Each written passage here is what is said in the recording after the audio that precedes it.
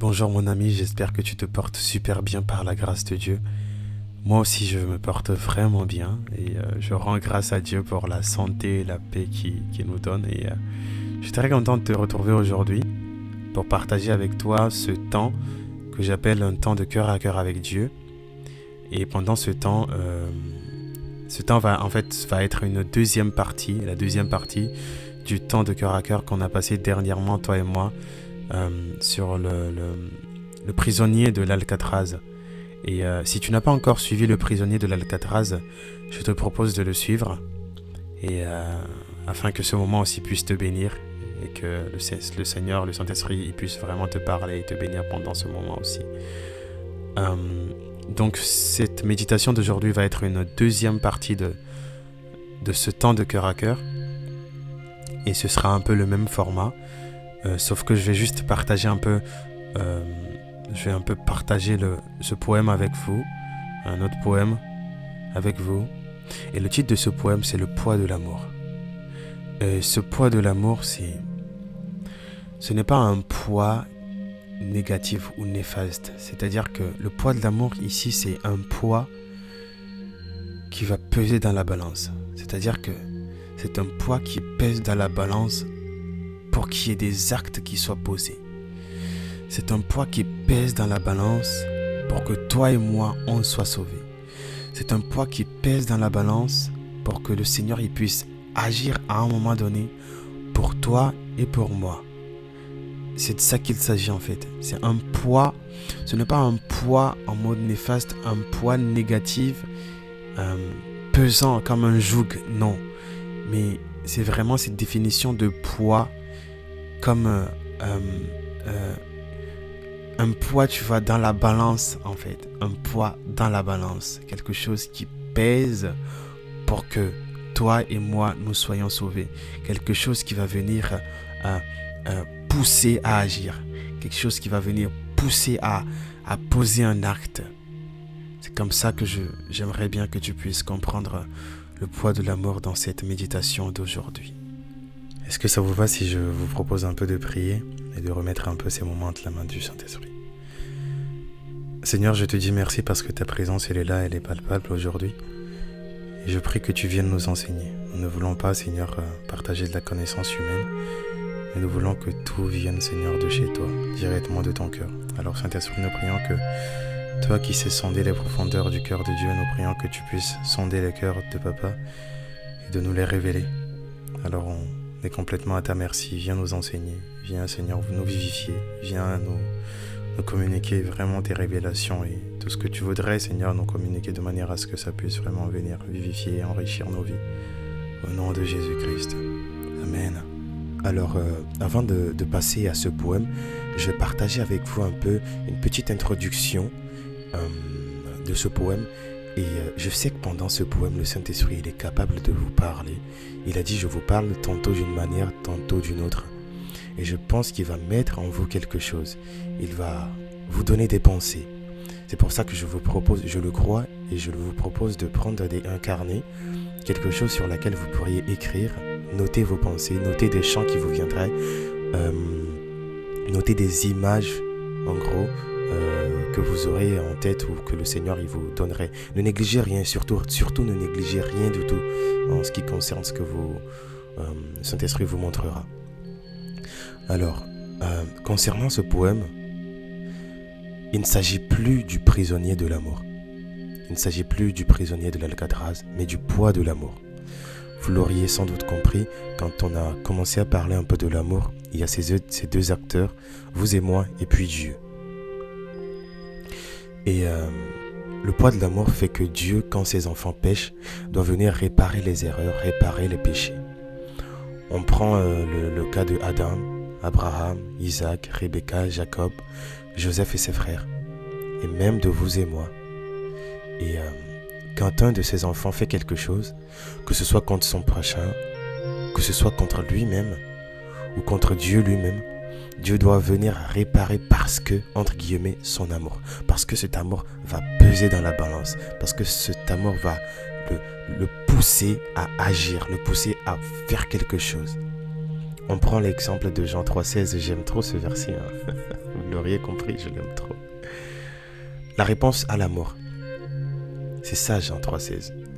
Et le poids de cet amour fait que Dieu ne peut pas nous laisser livrer à nous-mêmes dans le péché ou la médiocrité, mais qu'il vient nous en sortir et réparer, même s'il doit trouver un substitut. Un poids qui s'est manifesté après la chute de David et sa repentance dans la vie de Ruth qui va prendre soin de sa belle-mère alors que son mari est mort, devenant ainsi membre de la famille élue ancêtre de Jésus-Christ.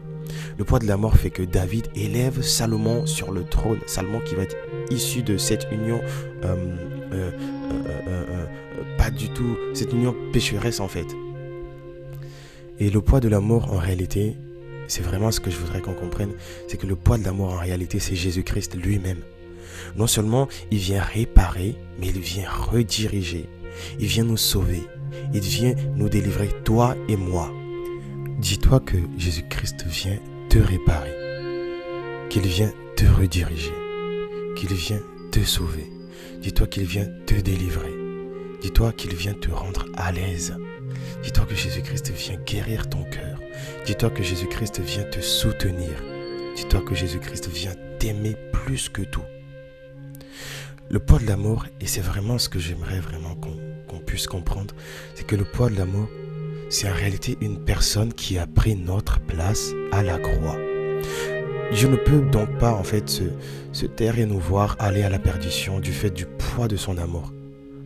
En somme, le poids de l'amour, c'est vraiment ce que Dieu fait pour nous aider, pour nous restaurer, pour réparer nos torts, pour nous ramener, pour nous reconnecter à lui et même à lui ressembler. Et ce qui fait que nous posons les mêmes actes que lui.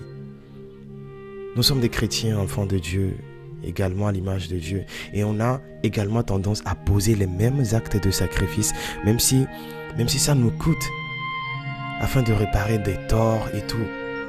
Et on le fait exactement en fait comme notre grand frère Jésus-Christ qui est venu mourir pour toi et moi sur la croix du calvaire. Et ce qui fait que nous-mêmes on pose des actes comme ça. Quand c'est nos enfants qui vont faire des choses, on pose des actes de sacrifice. Quand c'est nos parents, on pose des actes de sacrifice. Quand c'est nos amis, on pose des actes de sacrifice. Parce qu'on est créé à l'image de Dieu, à l'image de Jésus-Christ, de notre grand frère en fait. Et la Bible dit, à la ressemblance, à la stature parfaite de Christ. Soyez richement bénis et je crois vraiment, comme je l'ai dit, que le Saint-Esprit va vous parler pendant que vous serez en train d'écouter ce poème. Et je vous prie vraiment d'être disposés et de noter tout ce que le Saint-Esprit serait en train de vous communiquer. Soyez richement bénis et on va l'écouter ce poème, n'est-ce pas? Le poids de l'amour. Le poids de l'amour, tendre mais pesant. Adam l'a connu quand son créateur et ami a maudit le sol. Son péché ne passa pas inaperçu. Abraham en a appris la cadence. Il en a connu la pesanteur par l'absence d'Ismaël, son premier fils selon la chair. Nous ne pouvons plus le retenir, mais devons le laisser partir. Tel est le poids de l'amour. Un poids qui exige la réparation de notre erreur. Pourtant, il n'était pas l'initiateur de la faute. Isaac continue par aimer Rebecca, sa chérie. Rebecca l'a trompé. Elle fait passer Jacob avant son premier fils, avant Ésaü. Bénédiction éternisée, volée. L'amour n'aime pas le mensonge. Il la supporte. Et il y trouve une solution adéquate. L'amour accepte même la solution que la partie fautive suggère. Telle Rebecca demandant à Isaac d'envoyer Jacob au loin. Elle voulait coûte que coûte éviter le drame probable entre ses deux fils. Le poids de l'amour, seul résolvant nos bévues, nous aide à accepter nos pertes vaillamment, nous épargne toute hargne meurtrière, toute détermination déplacée, conduisant notre camp à une perte fatale. Le poids de l'amour nous empêche de perdre la face, nous enlève toute possibilité de regret paralysant. Jacob accepta le défi de combattre l'ange de l'Éternel, accepta de perdre son prestige personnel, accepta de perdre quelques troupeaux de ses bétails, de capituler devant l'ange, afin d'hériter Dieu lui-même. Jacob choisit plutôt de sauver le lien fraternel avec son frère Ésaü. Le poids de la mort demande, exige requiert assez de forces intérieures calmes. Le poids de la mort dénonce, expose aspirations négatives et néfastes. Le poids de la mort, il te rend vulnérable sans force, te montrant le chemin du Père, le chemin de la dépendance au Père. Comme un petit bébé aime et s'accroche à sa maman. Le poids de la mort de Dieu te montre le chemin qui s'accroche à Dieu et à ceux qui te sont chers. Joseph, le premier ministre de toute l'Égypte ancienne, répondant à son appel, accueillit ses frères à bras ouverts. Le père de Pharaon, tergiversant dans toute sa puissance, ne trouva que le chemin des larmes. Face à ceux-là même qui désiraient sa mort, comprenant mieux le dessein de Dieu pour son peuple élu, lui ne devenant qu'un simple instrument à la merci du Yahweh d'Israël. Et il s'en réjouit, à cause du joug de cet amour indispensable, rassurant ses 11 frères de ses dispositions de paix envers eux, jusqu'à sa mort, voyant son élévation comme le bien-être du peuple de Dieu. Le poids de l'amour de Dieu envahit ta vie. Fais place à lui, à elle, à un parfait inconnu, te donnant la force de l'accepter, de l'épouser, de l'aimer. Tu élargis ton espace afin de lui créer un chez-soi, faisant tout pour son bien-être. Tel le poids de l'amour dans la vie de Ruth. Après avoir connu Naomi pour 10 ans, refusa de la laisser quitter. Son intérêt auprès de Naomi a disparu. Son fils, son ancien mari, son ex, décédé tragiquement, sans aucune espérance auprès d'elle. Pourtant, elle s'accroche à Naomi, prit soin de sa belle-mère, un pur Ézède, comme disent les Hébreux. Et elle devint la grand-mère du roi David. Elle demeure un pion important dans la généalogie de Jésus-Christ. Pourtant, elle était étrangère à l'alliance d'Israël au départ. Ruth fut l'une des premières personnes à accomplir la prophétie du prophète Osée. « J'appellerai mon peuple celui qui n'est pas mon peuple, et mon bien-aimé celui qui n'est pas mon bien-aimé. » Briguant une place, un chaînon, au sein de la chaîne de l'élection, avec les autochtones eux-mêmes. Le poids de la mort ne connaît pas de borne raciale, ni territoriale. Il ne connaît ni étranger, ni autochtone. Car devant Dieu, il n'y a pas d'étrangers. Tous sont fils et filles du Très-Haut, créés à son image, à sa ressemblance. Amour incarné. David assuma entièrement sa chute avec Bathsheba. Le vrai poids de l'amour. Il éleva Salomon héritier au trône de l'Alliance, la lignée de Salomon. La pérennisation de l'élection de la maison de David. Telle fut la loi pour les nations, la Torah de Yahweh pour les peuples de la terre. Et ce fut la cristallisation de l'amour de Dieu dans le cœur de l'homme. Le poids de l'amour du vrai Dieu. Salomon, prince, gouverna la paix en Israël. Jésus, prince de la paix de toute la terre. Le poids de l'amour, le poids éternel de l'amour. Salomon, proverbe, la sagesse incarnée de Dieu. Jésus, la sagesse de Dieu, le verbe créateur de l'éternel, du Dieu, le tout-puissant. Le poids, le joug, l'amour avec un A majuscule. Salomon, le roi de l'amour, cantique des cantiques, le seul fils de David, celui-là seul qui est hérité de la Sunamite. Jésus, l'amour incarné de Dieu. Jésus, l'amour de Dieu en action, le seul qui ait valorisé ma vie et ta vie.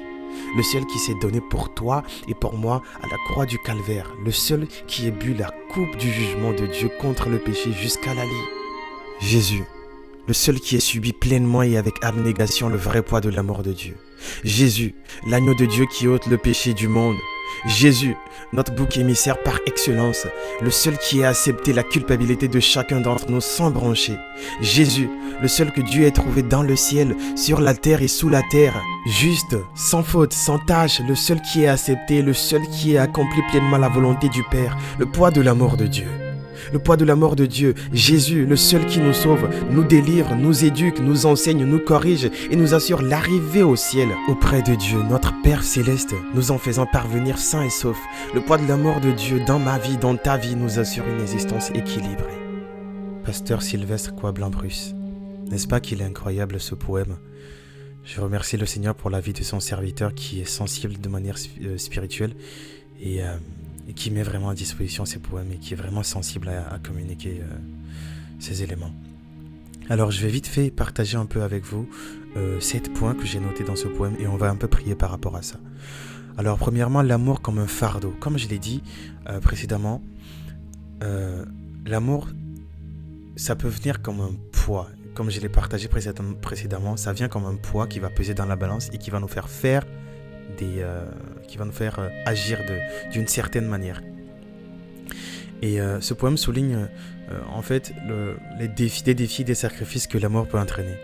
Et c'est illustré comme on l'a vu à travers ces histoires bibliques telles que celle d'Adam ou d'Abraham, où l'amour est associé à des pertes et à des défis importants.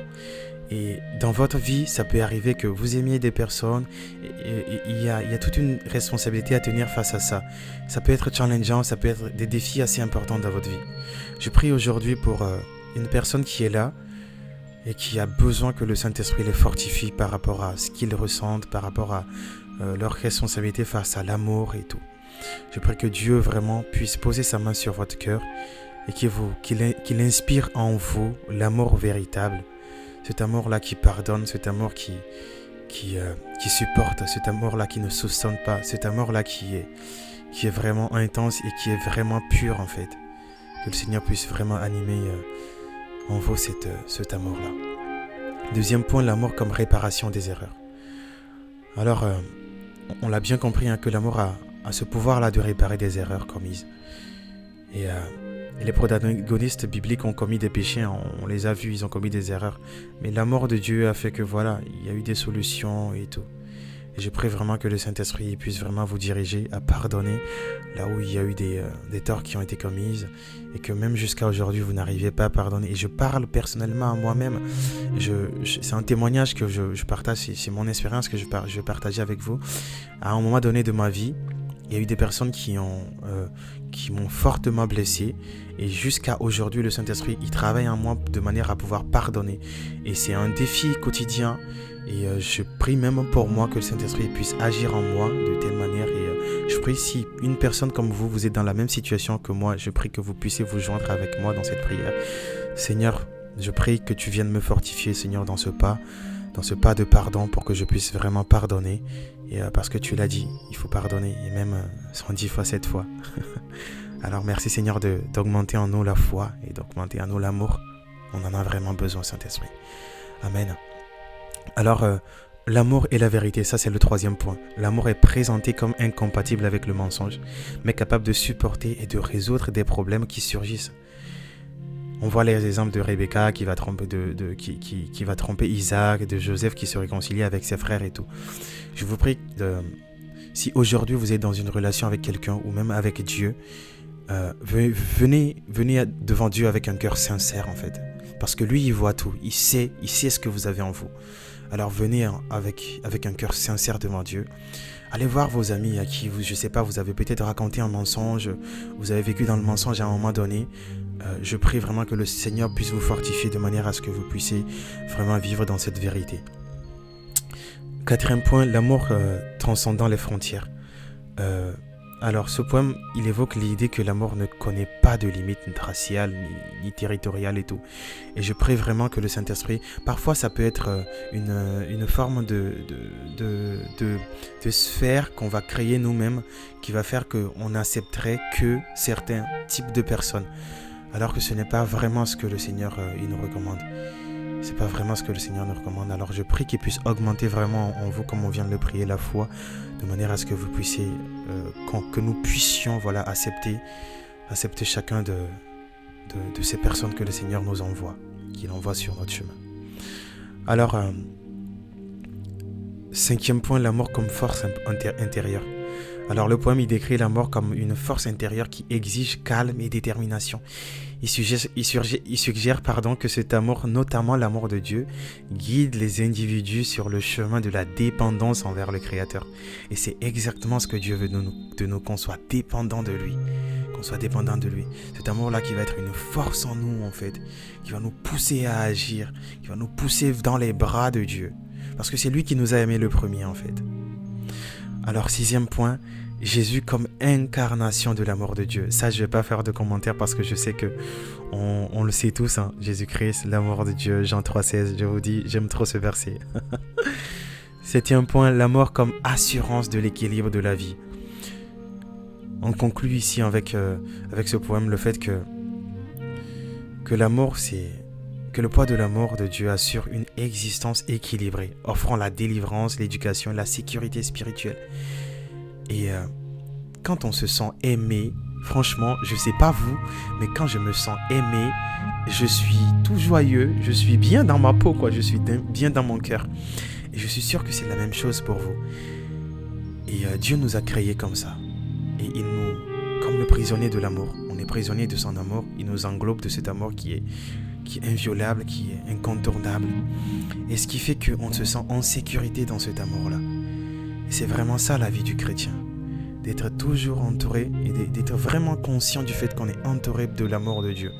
Et je prie vraiment que si aujourd'hui vous avez tendance à vous éloigner de l'amour de Dieu parce que vous vous trouvez sale ou que vous pensez que Dieu vous trouve sale, je prie que le Seigneur il puisse vraiment vous donner, il puisse ouvrir les yeux de votre cœur pour que vous voyez, pour que vous ressentez vraiment cet amour qu'il a pour vous. C'est un amour intense en fait.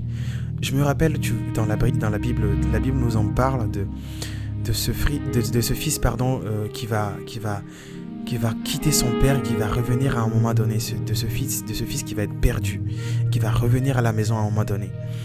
Je sais que ça peut être difficile de revenir, ça peut être compliqué, ça peut parfois être honteux, mais je vous prie de ne pas laisser la honte vous accabler.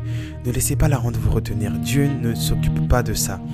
Pour Dieu, il attend les bras ouverts que vous rentriez à la maison. Et c'est vraiment pour lui ce qui est important. Avec une amie, à un moment donné, on a discuté sur cette parabole de Jésus-Christ sur le fils prodigue. Et en fait, on remarque vraiment que dès qu'un seul brebis se perd, Jésus-Christ, il déclenche le mode récupération brebis perdu. Et il va déclencher cette opération pour aller vous récupérer. Il attend vraiment que vous rentriez à la maison. Alors, ne prenez pas plus de temps, s'il vous plaît. Si ce message est pour toi, je prie vraiment que le Seigneur puisse t'attirer à lui et qu'il puisse te convaincre par ce message. Dieu t'attend. Il t'attend les bras ouverts. Viens à lui, je te prie, mon ami. Sois richement béni. On va juste te prier. Seigneur, merci pour ces moments qu'on a passés. Je prie vraiment que tu puisses attirer, Seigneur, un enfant, Seigneur, ton fils, Seigneur, ta fille, Seigneur, à toi. Merci parce que c'est toi qui nous aimes plus que tout et tu nous as aimés le premier. Alors, on est complètement disposé à accepter et à ressentir et à recevoir ton amour, l'amour que tu nous donnes, et même gratuitement, Seigneur. Merci à toi et soyez richement bénis et que le Seigneur vous garde et qu'il vous bénisse. Soyez vraiment, vraiment bénis. C'est vraiment un plaisir de partager et de passer des moments avec vous. Et si vous avez richement été bénis pendant ces moments, et si vous êtes bénis par ces moments que nous passons ensemble, je vous prie de vous abonner, d'activer la cloche de notification. Ça vous permettra de recevoir les notifications dès qu'il y aura de nouvelles vidéos de ce format et tout disponible.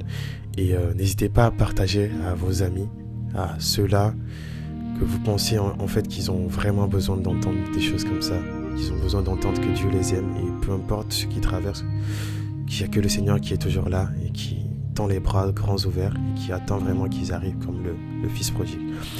Alors soyez richement bénis et à bientôt.